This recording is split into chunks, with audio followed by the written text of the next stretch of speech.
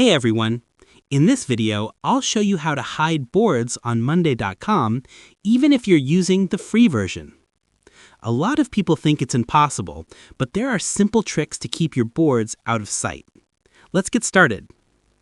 First, an important note.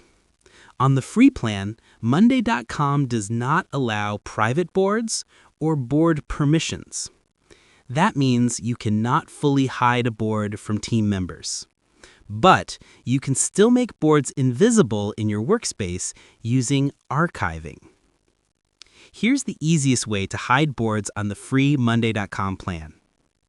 Open Monday.com and go to the board you want to hide. Click the three-dot menu on the top right of the board. Select Archive Board. The board disappears from your workspace instantly. You can always unarchive it later. Go to Workspace, to Archived Boards, then Restore. Archiving is basically like hiding because no one sees it in the main workspace. If you want the board hidden, but still accessible, you can pin it for yourself. Go to the board, click the star icon to favorite it, then archive it. Now it stays hidden for others, but you can access it from your favorites. In paid plans, Monday.com lets you create private boards or shareable boards. That means only selected people can see them.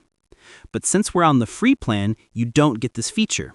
That's why archiving is the best alternative. So here's the summary. Free version doesn't allow private boards, but you can hide a board by archiving it. You can restore it anytime. You can favorite it for quick access while keeping it hidden.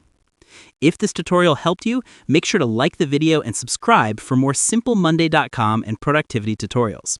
Drop a comment below if you want me to cover more Monday.com features. Thanks for watching.